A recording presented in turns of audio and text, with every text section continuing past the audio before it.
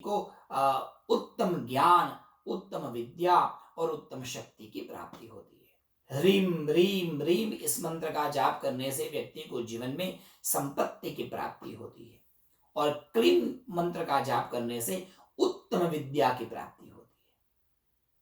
और ये तीनों का भी अलग अलग प्रकार से जाप किया जाता है। इन तीनों मंत्रों को अलग अलग मंत्रों से संपुटित किया जाता है।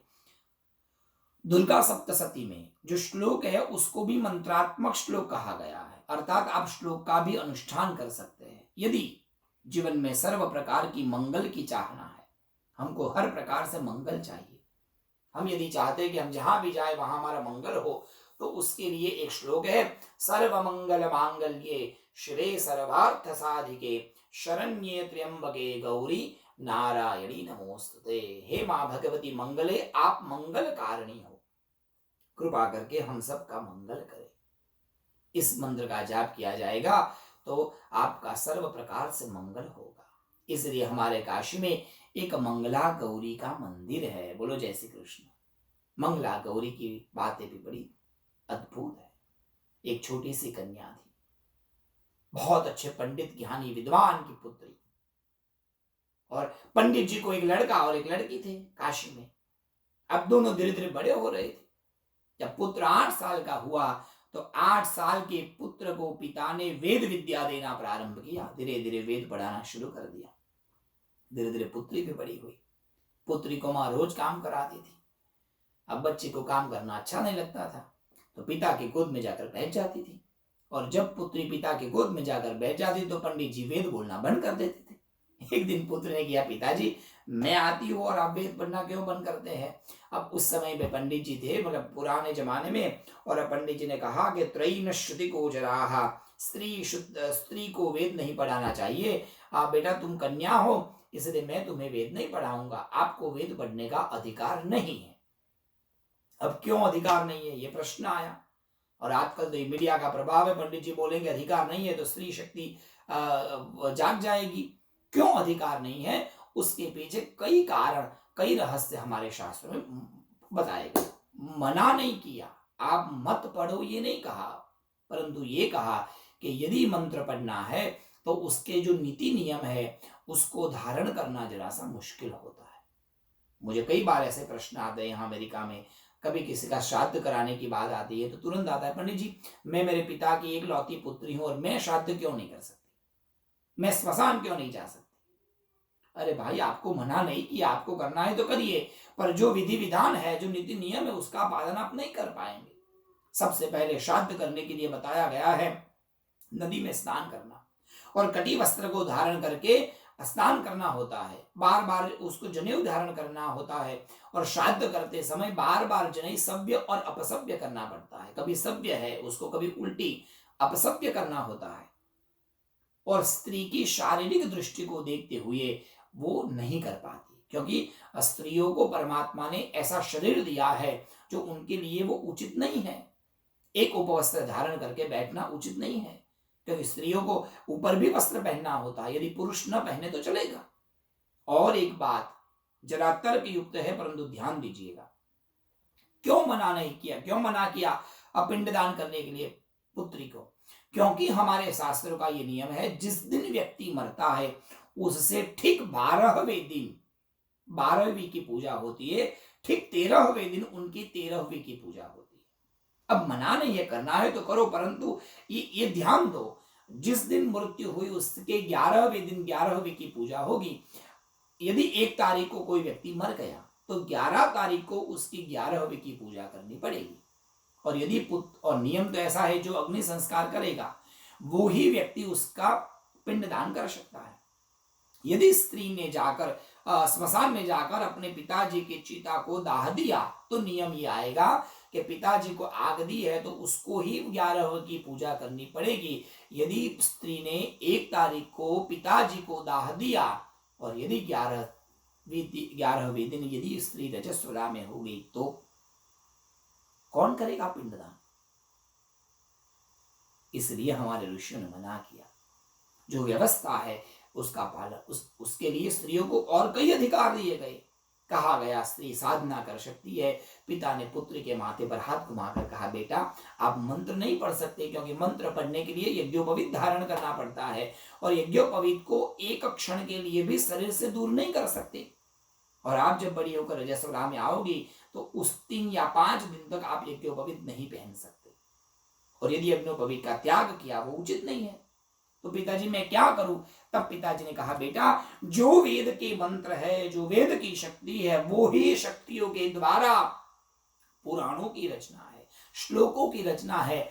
आप उन श्लोकों के द्वारा जो फल वेद से मिलता है वो ही फल श्लोकों से भी प्राप्त हो सकता है। आप उनकी आराधना करो। और साहब हमारे काशी में एक जगह पर एक उस पंडित की कन्या ने बैठकर कौन सा मंत्र, तो चंडी पाठ का मंत्र, सर्व मंगल मांगल्ये शिवे सर्वार्थ साधिके शरण्ये त्र्यंबके गौरी नारायणी नमोस्तुते, ये मंत्र के कई हजार जप किए, और मंगल मंगल की कामना करती हुई उस कन्या के आगे माँ भगवती मंगला गौरी का प्रागट्य हुआ, और माँ मंगला गौरी ने उस कन्या को आशीर्वाद दिया। इतना सुंदर आशीर्वाद दिया और कहा कि बेटा क्या चाहिए? कहा, माँ मुझे पता ही नहीं क्या मांगना। माँ ने बिना मांगे सब कुछ दे दिया। बेटा आज तुमने जिस जगह पर बैठकर पूजा की है, आज के बाद इस स्वरूप को लोग मंगला गौरी के नाम से जानेंगे। जो भी कुंवारी कन्या इस मंगला गौरी का दर्शन करेगी उसको उत्तम पति की प्राप्ति होगी। जो भी कन्या मंगला गौरी के दर्शन करके अपने जीवन को धन्य करेगी उसके जीवन में कभी कष्ट नहीं आएगा, और यदि कष्ट आया तो माँ मंगला गौरी की कृपा से उनके कष्ट दूर हो जाएंगे। आज भी वो मंगला गौरी का मंदिर काशी में है, कभी जाइए तो जरूर दर्शन करना। बोलिए मंगला गौरी माता की जय। मंगला गौरी का सुंदर भव्य माँ का रूप है। कहने का तात्पर्य, चंडी पाठ के एक एक श्लोक का भी आप अनुष्ठान कर सकते हैं। मंत्र एकाक्षरी, वैसे तो चाहे तो आप पूरे चरित्र को करिए, यदि चरित्र नहीं कर पाते तो श्लोक का आराधन करिए। मंगल की प्राप्ति के लिए मंगल मंत्र है। यदि बहुत रोग आया गया है जीवन में तो उस रोग को दूर करने के लिए एक श्लोक है, रोगान शेषान अपहंस दुष्टा रुष्टा दुकामान सकलान विष्टान त्वामाश्रितानां विपन्नराणां त्वामाश्रिता हि आश्रयतां प्रयान्ति। अच्छे पति को, अच्छी पत्नी को प्राप्त करने के लिए भी मंत्र है। पत्नी मनोरमां देहि मनोवृत्तानुसारिणीं तारिणीं दुर्ग संसार सागरस्य कुलोद्भवाम। ऐसे कई मंत्र है जिन जिन मंत्र श्लोकों का अनुष्ठान करके व्यक्ति अपने श्रेष्ठ इच्छाओं को पूर्ण कर सकता है। विशेष जानकारी हेतु अच्छे अच्छे पंडित आपके आसपास में जहां उपलब्ध है उनका संपर्क करिए। विशेष रूप से आप तो जानते ही है, आनंद भाई जब जब पूजा करते इतने सुंदर नए नए श्लोक ले आते हैं, पता नहीं कहां से लाते हैं, रोज नया नया श्लोक बोलते हैं साहब। कल का श्लोक बड़ा अच्छा लगा, यहाँ तक कि उनकी माता जी की आरती भी देखिए, बिंदु त्रिकोण सहितम, श्री चक्र की आरती है। यदि आप श्री चक्र को अच्छी तरह से न समझ पाए, केवल आरती पढ़ लीजिए, आपको पता चल जाएगा। बिंदु त्रिकोण पंच, एक एक वर्णन है उसका, श्री चक्र की आरती है। ऐसा अद्भुत दिव्य दिव्य पंडित जी आपके पास में है विद्यमान, उनका संपर्क करिए और उनसे उन श्लोकों को पाइए। बच्चों को श्लोक सिखाइए। यदि बच्चे रोज वो श्लोक करते रहेंगे तो उनके शरीर में उन श्लोक से उन ऊर्जा रहेगी, और वो ऊर्जा जब उनके शरीर में होगी तो आने वाले ऑब्स्टेकल्स, आने वाली परेशानियां उनसे दूर रहेगी। इसलिए मंत्रों की उपासना हमारे शास्त्रों में बताई गई है। यहां तक बताया गया, यदि व्यक्ति अज्ञात दशा में भी मंत्र बोलता है, उसको पता नहीं है मगर फिर भी मंत्र बोलता है, तो भी मंत्र उसको फल प्रदान करता है। श्लोक में, स्तुति में, पूजा करते समय श्रद्धा चाहिए, भाव चाहिए, पुष्प चढ़ाते समय भाव चाहिए, बिल्कुल चाहिए। पर देवी भागवत में यहां तक बताया गया है कि यदि आपका भाव नहीं होगा, चलो कोई बात नहीं, स्पष्ट रूप से भागवत जी में भी लिखा है, श्रद्धया हेलनेवा, श्रद्धा से भी, गुस्से में से भी यदि आपने भगवान का मंत्र बोला तो वो मंत्र आपके लिए शक्ति प्रस्फुरित कर देगा, शक्ति प्रदान कर देगा। ध्यान दीजिए, अनायास सारस्वत मंत्र का उच्चारण करने से एक मूर्ख उतथ्य नाम का ब्राह्मण महान विद्वान बन गया। कैसे? ध्यान दीजिए, बहुत वर्ष पूर्व देवी भागवत की एक कथा है। कौशल नाम का देश, जहां से जो आए उनका कौशल गोत्र हुआ। ये जितने भी शर्मा है वो शर्मा का गोत्र कौशल गोत्र होता है। कई लोग कुशल बोलते हैं, कोई कौशल बोलते हैं, तो कौशल देश की बात है। वहां एक देवदत्त नाम के महान विद्वान पंडित ब्राह्मण रहते थे। वेद शास्त्रों के प्रकांड विद्वान, अद्भुत ज्ञान था उनके पास। अब ये पंडित जी बहुत अच्छे थे और पंडित जी को ज्ञान बहुत था। समय बीतने पर संतान के लिए उन्होंने एक महान पुत्रेष्टि यज्ञ का प्रारंभ किया। सुंदर पुत्रेष्टि यज्ञ कर रहे थे। पुत्रेष्टि यज्ञ करने के लिए उन्होंने अलग अलग वेद विद्वान ब्राह्मणों को बुलाया था, अलग अलग पंडितों को बुलाया था। सर्वश्रेष्ठ उत्तम वस्तुएं यज्ञ में मंगाई गई थी। एक और निवेदन करना चाहता हूं, आप जब जब भी यज्ञ करो, जब जब भी भगवान की पूजा करो, श्रेष्ठ वस्तु ही भगवान की पूजा में प्रयोग करना। जो चीज हमें अच्छी लगती है वैसे ही चीज भगवान को अर्पण करनी चाहिए। जो चीज हमें अच्छी नहीं लगती वो चीज भगवान को नहीं देना चाहिए। पूजा के लिए उत्तम वस्तु ही लाना, क्योंकि ये कलयुग है और कलयुग के लिए, कलयुग में हमें लोगों को टकोर करना पड़ता है। बोलो जय श्री कृष्ण। क्योंकि आजकल पूजा के लिए सामान अलग मिलता है और खाने के लिए अलग मिलता है। आश्चर्य होता है, अभी मैंने तो कुछ दिन पहले देखा था, पूजा के लिए घी का डब्बा अलग था, पूजा के लिए गाय का घी, और जब मैंने ठीक से पढ़ा तो लिखा था डोंट यूज फॉर खाने के लिए, उसका प्रयोग मत करिए। हद हो जाती है साहब। गाय का घी लिखा है और नीचे छोटे अक्षरों में लिखा है कि खाने के लिए यूज मत करिए। इत्र की शीशी आती है भगवान की पूजा के लिए, वहां भी लिखा होता है कि आर्टिफिशियल कलर है, पूजा के लिए, खाने के लिए यूज मत करिए। हमारे ऋषि मुनि ने पूजा की पद्धति ऐसी बनाई है, आपने जो जो वस्तु प्रयोग की उसके बाद में वो वस्तु नदी में डालना है या वृक्ष के नीचे रखना है, कहीं जंगल में डाल देना है। क्यों? क्योंकि उससे प्रकृति शुद्ध होगी। इसलिए ये ऑर्गेनिक वस्तु, प्राकृतिक वस्तु को ही पूजा का अंग बनाया गया है। अच्छी वस्तु ही प्रयोग करना साहब। समाज में आजकल दुकानों में बुरी वस्तु भी मिलती है, उसको पूजा में मत लाना। हमारे तो एक गुरु जी बहुत अच्छी बात बता रहे थे, बोलो प्रेम से जय श्री कृष्ण। एक हमारे शेठ जी थे दिल्ली में, और उनके घर सत्यनारायण भगवान की कथा, पंडित जी ने बड़ा लिस्ट दिया, इतना सामान लेकर आना। अब उस लिस्ट में लिखा था एक धोती एक कुर्ता पंडित जी को देने के लिए। अब सेठ जी गए दुकान में, अंगूठी पहने थी सोने चांदी के, बढ़िया, गले में अच्छा हार था सोने का। सेठ जी के दुकान में गए और कहा पंडित जी एक धोती चाहिए। सेठ जी ने कहा दुकान वाले को एक धोती चाहिए। अब दुकानदार ने कहा चिंटू, ऊपर वाले अलमारी में सबसे बढ़िया वाली धोती सेठ जी के निकालो। सेठ जी के लिए अच्छी धोती निकाली, सुंदर बॉर्डर है, कपड़ा अच्छा है, धोएंगे तो भी खराब नहीं होगा, ब्ला ब्ला ब्ला सब कुछ बोला और कहा कि कितने की? सेठ जी 500 रुपए की है। सेठ जी ने कहा भाई धोती तो बढ़िया है पर थोड़ी सस्ती वाली है। हाँ बिल्कुल है, चिंटू दूसरे नंबर की धोती लाओ। चिंटू दूसरी धोती लाया, धोती बड़ी सुंदर है, पट्टी बड़ी सुंदर है, कपड़ा अच्छा है, थोड़ी पतली है, बस कितने की है? 300 रुपए की। शेठ जी ने कहा भाई धोती तो बड़ी अच्छी है, और थोड़ी सस्ती हो तो? हाँ है ना, बिल्कुल शेठ जी। एक दूसरी धोती लाए 200 वाली, और सस्ती 100 वाली दिखाई, और सस्ती है। अब दुकानदार ने पूछा सेठ जी करना क्या है धोती का, पहले ये बताइए।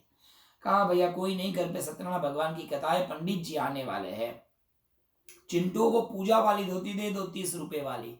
और साहब पूजा वाली 30 रुपए की धोती लाए जो कहीं पहनने के लिए काम न आए। क्यों? खुद को पहनना है तो अच्छा, और पूजा में किसी को देना है तो सस्ता।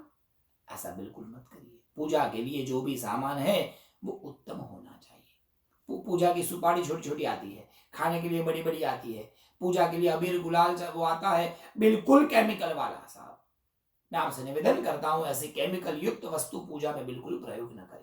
अच्छी वस्तु का ही प्रयोग करिए। उत्तम प्रकार का कुमकुम लाइए, अच्छे प्रकार का चंदन लाइए, केसर डालकर अपने हाथों से घिसिए और परमात्मा को अर्पण करिए।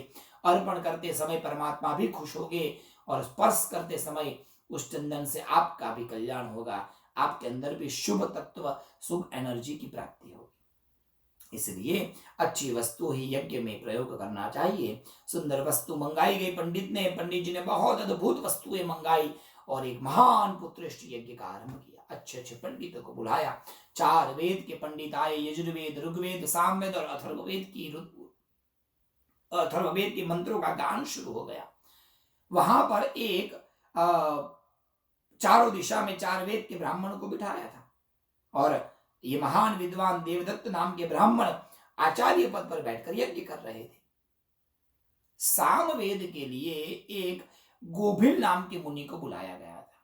अब ये गोभिल मुनि सामवेद की ऋचा का उद्गात गान कर रहे थे, अच्छे से सामवेद बोल रहे थे, परंतु स्वरित स्वर में बोल रहे थे। थोड़ी उम्र हो गई थी, बोलते बोलते उनका स्वर अवरुद्ध होता था, अटकना पड़ता था।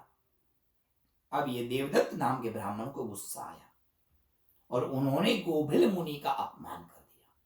बुद्धि नहीं है, सामवेद का मंत्र स्वरित में बोलते, थोड़ा जोर से बोलिए पंडित, आप खा के पी के आए हैं पंडित जी, अच्छे से जोर जोर से मंत्र बोलिए। अब गोभिल मुनि ने कहा, भाई जोर से नहीं बोलना होता है, ये मंत्र मंत्र के विधान से ही बोला जाता है। अति उच्च से बोलना, बहुत धीरे से बोलना, जल्दी से बोलना, अटक अटक कर बोलना, ये सब अधम के लक्षण है। जोर जोर से पंडित जी मंत्र बोलते हैं, उचित नहीं है। उसको उसके सुस्वर में बोलना चाहिए। हाँ, आवाज ऊंची होनी चाहिए, चिल्ला चिल्ला कर बोलना अलग है और ऊंची आवाज में बोलना अलग है। बोलते समय इधर देख रहे हैं उधर देख रहे हैं, ये उचित नहीं है। सस्वर मंत्र होने चाहिए। उसके नीति नियम से जितना उदात, अनुदात और स्वरित, ये 3 प्रकार के स्वर होते हैं। उदात मतलब ऊपर से अक्षर बोलना है, अनुदात मतलब नीचे से बोलना है, स्वरित अर्थात बीच में से बोलना है। तो उस स्वर में ही बोलना पड़ेगा। और हमारे ये देवदत्त नाम के ब्राह्मण ने गोभिल मुनि को बोल दिया, जोर से बोलो, जोर से बोलो, और ऐसा करके अपमान कर दिया। गोभिल को बड़ा बुरा लगा, इतना अच्छा यज्ञ कर रहा है और इतनी उसको सूद नहीं है, पंडित जी से बात कैसे करना, इतना मान सम्मान देना उसको पता नहीं है। वेदनिष्ठ ब्राह्मण को ससम्मान बुलाना चाहिए, उसे ठीक से बात करना चाहिए। और जैसे जैसे अपमान हुआ और गोभिल मुनि को गुस्सा आ गया, श्राप दे दिया, जाओ तुम जिस पुत्रेष्ट यज्ञ कर रहे हो पुत्र के लिए, तुम्हें मूर्ख पुत्र की प्राप्ति होगी। श्राप दे दिया और गोभिल वहां से चले गए। अब देवदत्त को बुद्धि आई, भाई मैंने तो गलती कर दी, अब गलती कर दी तो अब करे क्या। जाके गोभिल मुनि की माफी मांगी, बहुत रोए बहुत रोए। गोभिल मुनि ने बोल दिया, भाई मैंने श्राप दे दिया तो दे दिया, अब करे क्या। एक काम करो, मैंने श्राप दे दिया है, तूने जो कर्म किया तत्कर्म जन्य फल श्राप है। अब इस श्राप को कोई रोक नहीं सकता, परंतु एक उपाय है। बोले क्या? बोले तू भगवती की आराधना कर, वही भगवती रास्ता दिखाएगी। बुरा कर्म करने के बाद में जब भगवती की आराधना करते हैं तो वो जो बुरा कर्म किया उसका फल तो आएगा हमारे थाली में भुगतने के लिए, कोई नहीं रोक सकता। पर यदि माँ की कृपा होगी, शक्ति की आराधना का फल होगा, तो जो दुख आएगा वो धीरे से चला जाएगा। जो कष्ट हमें तलवार से लगना होगा वो सुई से लगकर चले जाएगा। ऐसा गोभिल मुनि ने देवदत्त को समझाया। देवदत्त ने कहा ठीक है, मैं देवी की आराधना करूंगा। और उसने धीरे धीरे देवी की आराधना शुरू कर दी। आराधना करते करते माँ भगवती को एक ही प्रार्थना करता था कि माँ भगवती मुझे पुत्र दो, भले पुत्र मूर्ख हो मर, ऐसी कृपा करना, एक समय वो विद्वान बन जाए, क्योंकि मैं विद्वान हूं, मुझे विद्वान पुत्र चाहिए। परमात्मा की कृपा से, उत्पुत्रिष्टि यज्ञ के प्रभाव से कुछ दिनों के बाद में देवदत्त नाम के ब्राह्मण की पत्नी गर्भवती हुई और उनके वहां एक पुत्र का जन्म हुआ, जिस पुत्र का नाम रखा उतथ्य। उतथ्य नाम का ये पुत्र धीरे धीरे बड़ा होने लगा। 8 साल का हुआ, यज्ञोपवीत संस्कार दिया गया, आश्रम में पढ़ने के लिए भेजा। तब पता चला भाई इसको तो ठीक से बोलना भी नहीं आता, पढ़ने में बुद्धि नहीं है, किसी के बात सुनता नहीं है और मूर्ख जैसा व्यवहार करता है। बहुत प्रयास किया उसको सुधारने के लिए, पर कोई असर नहीं हुई। उसकी मूर्खता में ही रहा, न किसी की बात सुनता था, न ठीक से खाना खाता था, न ठीक से बैठकर बातें करता था, बस अपनी निज मस्ती में रहता था, मूर्खों जैसा व्यवहार करता था। परेशान हो गए परिवार वाले और एक दिन देवदत्त ने सोच लिया, ऐसा मूर्ख ब्राह्मण, मूर्ख पुत्र क्या करेगा, घर में रहकर भी ये परेशानी करेगा, निकाल दो घर से। और देवदत्त को घर से निकाल दिया। लोगों ने बहुत समझाया, देवदत्त ने अपने पुत्र को उतथ्य को घर से निकाल दिया। लोगों ने देवदत्त को बहुत समझाया, भाई मत करो, है तुम्हारा पुत्र। लोग विचार कर रहे हैं, इतना अच्छा विद्वान, विद्वान देवदत्त अपने पुत्र के साथ क्यों ऐसा व्यवहार कर रहा है, क्यों उसको निकालता है।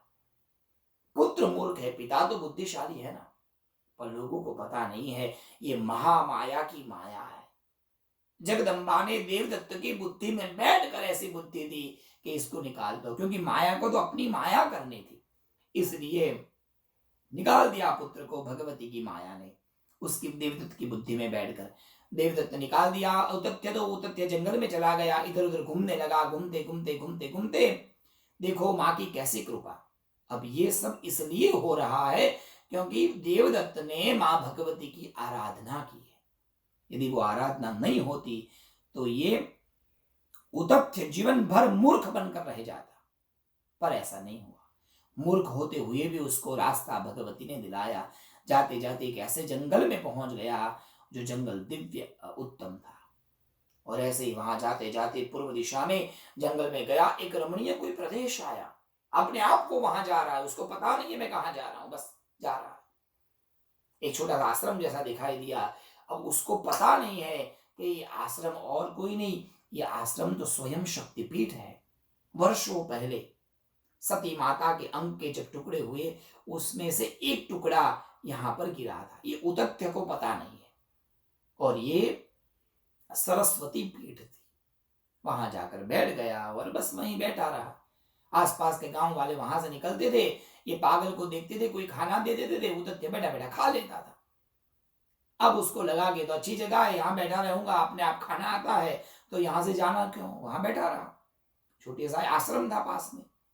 अब आश्रम में बच्चे पढ़ते थे गुरुदेव के पास, वो आश्रम में नहीं जाता था, बाहर बैठा रहता था मंदिर के किनारे। उस जंगल में लोग आते थे, कभी खाना देते थे, ऐसे करते करते समय जाता था। अचानक एक दिन ऐसा हुआ, एक भिल्ल एक पशु के पीछे दौड़ रहा था तीर मारकर। अचानक एक पशु को उस भिल्ल ने तीर मारा था, आगे आगे पशु दौड़ा, और वो पशु उतथ्य के आगे से गुजरता हुआ कहीं वृक्ष के पीछे जाकर छुप गया। वो शिकारी वहां से निकला और उतथ्य को देखा। उतथ्य को पूछा, भाई तूने कोई पशु को जाते हुए देखा? मैंने उसको तीर मारा था, उसका मांस ले जाके घर आज पका कर खाना है। अब उतथ्य अब देखो है मूर्ख, पर उस समय उसके मन में पता नहीं क्या बुद्धि आ गई, उसने बिना कुछ बोले बस ए ऐसा आवाज निकाला मुंह से। अब उसको लगा ये आवाज क्या निकला मेरे अंदर से, और क्या उसकी बुद्धि चल गई, तो दिन भर बस ए ऐसे बोलने लगा। बोलते बोलते बोलते बोलते जब मुंह बंद होता था तो मकार की आवाज निकलती थी, और ऐम ऐम ऐम ऐम ऐसा बोलने लगा। बोलते बोलते ऐम ऐम ऐम ये मंत्र जब होने लगा। उधर से शिकारी ने बहुत पूछा, जवाब नहीं दिया। मैं सही बोलूं या गलत बोलूं? यदि बोल दूंगा कि वो वहां पर है तो वो उसको मारकर खा जाएगा, और झूठ बोलूंगा तो मुझे पाप लगेगा। इसलिए उतथ्य ने कुछ जवाब ही नहीं दिया। शिकारी वहां से चला गया, पशु भी बच गया और शिकारी भी चला गया। पर ये जो उतथ्य था वो ऐम ऐम ऐम बोलता रहा। कई दिनों तक वो जप करता रहा, और माँ भगवती सरस्वती की वो पीठ थी, उसको पता नहीं वो शक्तिपीठ था। और ये जो बोला ऐम ऐम, ये भी माँ भगवती का एकाक्षरी मंत्र था, और उस मंत्र के प्रभाव से साहब धीरे धीरे मंत्र बोलता गया, और कालांतर में समय जाते समय ये परम विद्वान ब्राह्मण बन गया। उसके अंदर से काव्य पाठ निकलने लगा, और उसने भगवती के कई स्तोत्र उन्होंने गाए। जब पिता को पता चला कि मेरा उतथ्य नाम का पुत्र बड़ा विद्वान बन गया है, तो वहां से जाकर उसको घर पर बुलाया गया, उससे शास्त्र की चर्चा करने लगे। तब पता चला अब तो ये महान विद्वान बन चुके हैं। और कालांतर में देवदत्त ने लोगों को पूछा, भाई मेरा तो पुत्र मूर्ख था, इतना विद्वान कैसे बन गया? जन्म कुंडली आदि जब देखा, और भूत भविष्य वर्तमान को देखने वाला ने बताया ये और कुछ नहीं है देवदत्त, आपके द्वारा की हुई भगवती की आराधना का ये प्रतिफल है, और तुम्हारे पुत्र ने ऐम ऐम मंत्र का जप किया और पूर्ण ज्ञान प्राप्त किया है। माँ सरस्वती की उनको कृपा प्राप्त है। इसी कहने का तात्पर्य, ये मंत्र जाप जो है वो व्यक्ति कोई भी दशा में करे उसको फल मिलता है। परंतु एक बात ध्यान दीजिए, रसोई करते समय, स्नान करते समय, घूमते समय, वॉकिंग करते समय जप करना चाहिए या नहीं, ये एक प्रश्न था। तो दो प्रकार से जप किए जाते हैं, ध्यान दीजिएगा। कई लोग कहते हैं, पंडित जी हम तो रसोई करते करते 11 बार हनुमान चालीसा बोल देते हैं। मेरा तो नियम है 21 बार करना, तो 11 बार तो रसोई करते करते हो जाता है, 2 दिन हनुमान चालीसा वैक्यूम करते करते हो जाता है, और बाद में जो बत्ती है वो भगवान के आगे बैठ के करते हैं। बोलो जय श्री कृष्ण। ऐसा मत करना।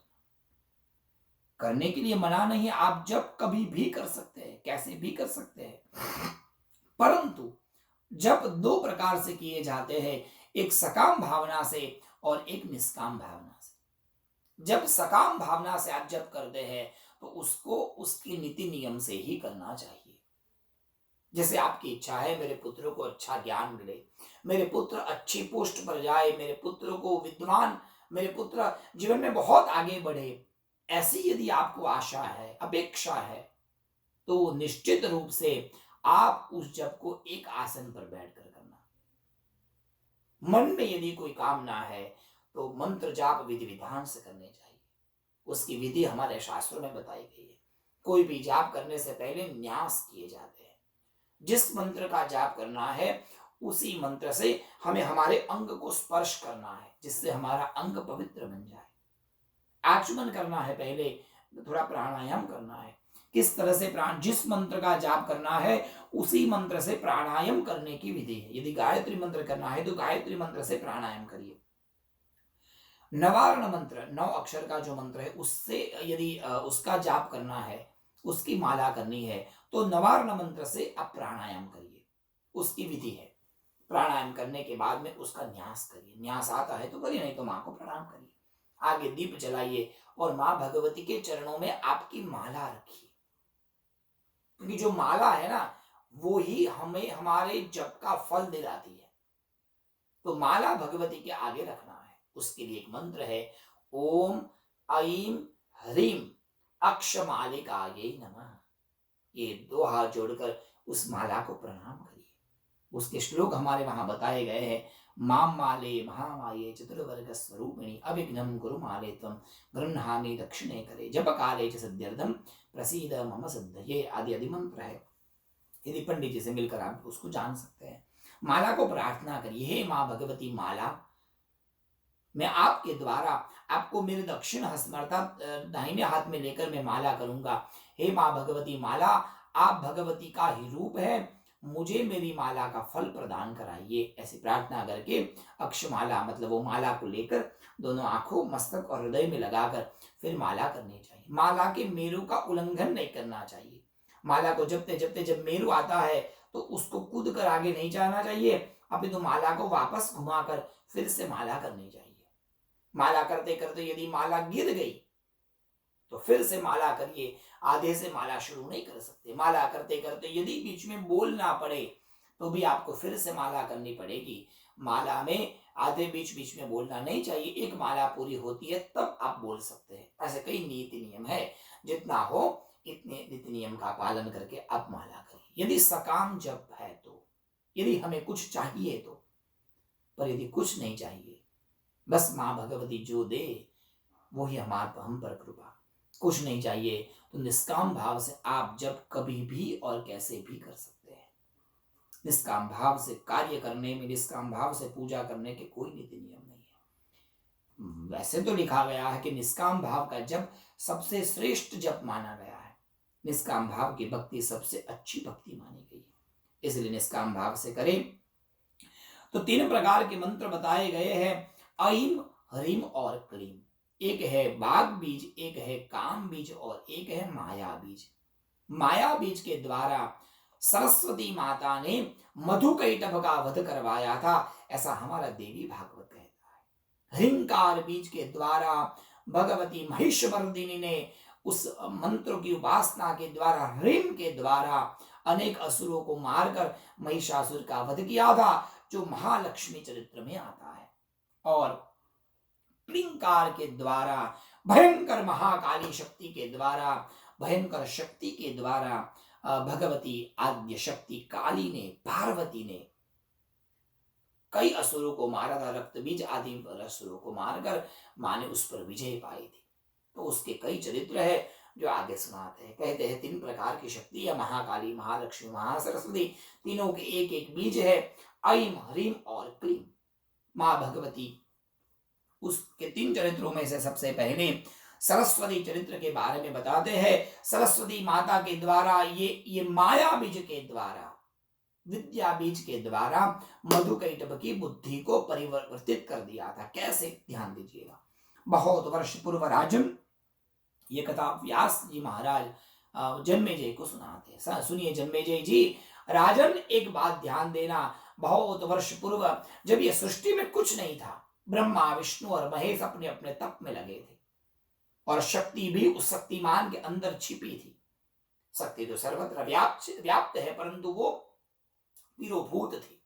दो प्रकार की माया की शक्ति होती है, आविर्भाव शक्ति और तिरोभाव शक्ति। आक्षेप और विक्षेप ये वेदांत का विषय है।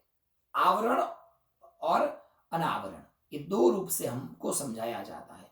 एक होती है आविर्भाव शक्ति और एक होती है तिरोभूत शक्ति। शक्ति सब जगह पर है, कहीं नहीं है ऐसा नहीं है, पर सब जगह पर वो शक्ति तिरोभूत हो चुकी है, मतलब आपको दिखती नहीं है।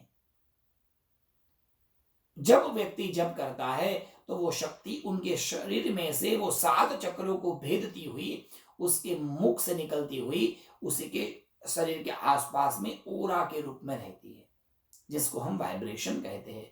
कोई भी देवताओं को देखेंगे तो उनके माथे के ऊपर आपको ऐसे गोल चक्र दिखाई देगा, तेज पुंज दिखाई देगा। उस तेज पुंज को ओरा कहते हैं, शक्ति कहते हैं। यदि व्यक्ति नित्य गणपति का मंत्र करता रहेगा तो विघ्न निवारणी शक्ति उसके आसपास रहेगी, उसके विघ्नों को दूर करेगी। सरस्वती मंत्र का जो जाप करेगा उनकी विद्या शक्ति प्रभावित होगी, एक बार में उसको याद रह जाएगा, थोड़े समय में उसको ख्याल आ जाएगा, मतलब उसकी याद शक्ति प्रबल हो जाएगी। कई बच्चे ऐसे होते हैं जिनकी याद शक्ति, मेधा शक्ति प्रबल होती है और कई बच्चों की नहीं होती है। तो ये सब इसीलिए बालकों को गायत्री मंत्र बुलाया जाता है, अथवा उसको सरस्वती का मंत्र बुलाइए, उससे उनकी विद्या शक्ति और प्रफुल्लित हो जाएगी। तो ये शक्ति सब जगह पर तिरोभूत है, समय आने पर वो आविर्भूत हो जाती है। राजा, बहुत वर्ष पहले जब शक्ति सब जगह पर तिरोभूत हो चुकी थी और तीनों देवता अपनी अपनी साधना में लगे थे, ब्रह्मा जी कमल में बैठकर साधना कर रहे थे। उसी कमल दंड जहां से जिनकी नाभि कमली से निकला था, वो भगवान नारायण शेष शैया पर शयन करते हुए साधना में थे और महादेव जी कैलाश पर्वत पर साधना कर रहे थे अपनी अपनी साधना में। और तीनों शक्ति उन साधक में, उनके शरीर में तिरोभूत रूप में विराजमान थी। उसी समय भगवान नारायण के कान के मैल से 2 असुरों ने जन्म लिया, जिसका नाम था मधु और कैटभ। ये सब माया है, माया के द्वारा उन 2 असुरों का जन्म हुआ। दोनों असुर सबसे पहले तो, क्योंकि भगवान नारायण पानी में थे, उनके कान से निकले और पानी में इधर उधर भागने लगे, दौड़ने लगे। मधु कैटभ दोनों एक दूसरे के साथ में क्रीड़ा करने लगे। क्रीड़ा करते करते काफी समय बीत गया और काफी समय बीता। कुछ समय के बाद में दोनों सोचने लगे, हम दोनों कौन है और कहां से आए, किसने हमको जन्म दिया और हमारा गंतव्य स्थान क्या है। तो उनको पता नहीं था हम कौन है, इसलिए चारों तरफ खोज रहे थे। इतने में खोजते खोजते वो पानी के वलय से उनको एक मंत्र सुनाई दिया, क्लीम क्लीम क्लीम। कल कल कल कल जो पानी बहता है वो कल कल कह करते हुए पानी से उनको क्लीम बीज सुनाई दिया। तो उन्होंने सोचा ये कोई मंत्र है। अब ये मंत्र सुनते ही उनका मन एकदम शांत हो गया। उनको पता नहीं है ये जो कल कल करते हुए पानी से जो क्लीम आवाज निकला वो मंत्र था, और वो सरस्वती का शारदा मंत्र था, ओम क्लीम नमः। अब कल कल करते हुए पानी से जो क्लीम आवाज सुनाई दिया, उसी मंत्र का जाप उन्होंने शुरू कर दिया। आसन पर बैठ गए। अब देखिए, माया ने ही उनको प्रेरित किया कि ऐसे बैठना है। अब वो बैठ गए और बैठते वो क्लीम क्लीम क्लीम क्लीम आवाज जो सुना था वो ही बोलने लगे। बोलते बोलते बोलते बोलते बोलते उनके सामने काफी वर्षों तक उन्होंने ये मंत्र बोलते रहे, ना कुछ खाया ना कुछ पिया, बस बोलते रहे। अचानक उनके सामने एक दिव्य शक्ति प्रकट हुई। वो और कोई नहीं, वो मां भगवती आद्य शक्ति थी। अब तक तिरोभूत थी, मंत्र के प्रभाव से वो शक्ति आविर्भूत हो गई। जरूरी नहीं है ये मंत्र कौन कर रहा है, जो भी व्यक्ति इस मंत्र को करेगा उसके सामने वो शक्ति आएगी। वो नितांत निश्चिंत बात है, वहां कोई शंका नहीं है। और वो शक्ति आ गई और उसी शक्ति ने मधु और कैटभ को प्रभावित कर दिया और मधुकैटभ ने दो हाथ जोड़कर वो माँ भगवती को प्रणाम किया। भगवती ने मधुकैटभ को कहा, मैं बहुत बहुत खुश हूं, आपने क्लीम मंत्र का जप किया है, मांगो क्या चाहिए, क्या चाहते हो। तब दोनों ने कहा कि माँ भगवती आप कौन हो हमें पता नहीं है, पहले बताइए तुम कौन, आप कौन है। तब वो भगवती ने अपना स्वरूप बताया, मैं ही पराशक्ति हूं, मेरे ही द्वारा मत्तः प्रकृति पुरुषात्मकम जगत शून्यं च शून्यं च, मेरे ही द्वारा ये समस्त सृष्टि की रचना हुई है, मेरे द्वारा ही तीन देवताओं की रचना है, मेरी माया के द्वारा ही आपकी रचना है, आपने जो मंत्र पाया वो सब मेरी माया है। पूरी सृष्टि के बारे में भगवती ने बताया। तब उन्होंने कहा, माँ यदि आप ही सर्वत्र व्याप्त हो तो आप हमें आशीर्वाद दीजिए। माँ ने कहा कि आपने क्लीन बीज का जप किया है, माँ को क्या चाहिए। तब दोनों ने मांगा, माँ हमें इच्छा मृत्यु का वरदान दीजिए, जब तक हम न चाहे कोई हमें मार न सके, जिस दिन हमारी इच्छा हो उसी दिन हम मरे, ऐसा वरदान माँ दे दीजिए। इतना जाप किया था, इसलिए माँ भगवती ने यह वरदान उन्हें दे दिया। वरदान दे दिया, स्वच्छंद बन गई, अब तो मरना है ही नहीं, जब तक इच्छा नहीं करेंगे मरेंगे कहाँ। उसी पानी में चारों ओर घूमने लगे। घूमते घूमते उनकी दृष्टि ब्रह्मा जी पर पड़ी। ब्रह्मा जी कमल में बैठकर साधना कर रहे थे। मधुकैटभ पानी से बाहर आए, ब्रह्मा जी को देखा और पूछा, आप कौन हो।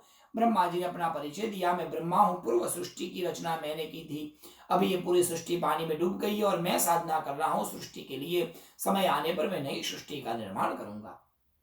तो कहा, आप मुझसे युद्ध करो, यदि युद्ध नहीं करना है तो आपके वेद हमें दे दो, हम सृष्टि की रचना करेंगे। ब्रह्मा जी युद्ध करना चाहते थे, परंतु सोचा मैं उनसे युद्ध नहीं कर पाऊंगा, इसलिए ब्रह्मा जी वहां से सीधे भगवान नारायण के पास गए। भगवान नारायण को कहा कि आप मेरी रक्षा करिए। नारायण ने मना किया, वो महादेव के पास गए। महादेव ने कहा, आप शक्ति की साधना करिए और शक्ति ही उनको प्रभावित कर सकती है। मैं कहता हूं नारायण को, नारायण उनसे युद्ध करेंगे। पुनः ब्रह्मा जी नारायण के पास आए, कहा कि महादेव की आज्ञा है, आप उनसे युद्ध करिए और तब तक मैं शक्ति की साधना करता हूं, सब ठीक होगा। अब भगवान नारायण ने मधुकैटभ के साथ में भयंकर युद्ध करना शुरू किया। हजारों साल तक, अनेक काल समय तक ये युद्ध चलता रहा। महाविष्णु अनेक आयुधों के द्वारा, अनेक प्रकार की शक्ति अस्त्रों के द्वारा उनको मारने का प्रयास करते हैं। थक जाते हैं नारायण, परंतु मधुकैटभ मरते नहीं है। अब क्यों नहीं मरते, क्योंकि उनको तो वरदान है, कुछ भी हो जाए उनको कोई मार नहीं सकता है जब तक उनकी इच्छा न हो जाए। थक कर भगवान नारायण सो गए। सोचा अब कौन जगाएगा उसको। फिर से ब्रह्मा जी भगवान नारायण के पास गए। अब वो सो चुके थे, उनको जगाना था, कौन जगाएगा। इसलिए ब्रह्मा जी ने सोचा मैं भगवान नारायण को जगाना चाहता हूं, कौन कैसे जगेंगे। तब ब्रह्मा जी ने मानसिक तत्व के द्वारा, मन के द्वारा सोचा, शक्ति की उपासना की और उनको पता चला नारायण सो गए हैं। क्यों? क्योंकि उनके ऊपर माया का आवरण लग गया है। निद्रा देवी ने भगवान विष्णु को सुला दिया है। हमको सुलाने का काम निद्रा देवी करती है। सज्जनों, एक बात ध्यान दीजिएगा, हमारे जीवन में हम जितने भी क्रियाकलाप करते हैं वो सभी क्रियाकलाप शक्ति के द्वारा प्रभावित है। रात को सुलाने के लिए निद्रा देवी होती है। बालक जन्म लेकर आता है, जन्मते ही बालक को जन्म देने वाली जो देवी है उसका नाम है देवी विधाता। छठे दिन वो षष्ठी देवी बनकर भाग्य निर्माण करने आती है। बच्चा बड़ा होता है, विद्या के लिए माँ सरस्वती होती है, खेलने लगता है, खेलने के लिए, शक्ति के लिए भगवती महाकाली है जो उनको शक्ति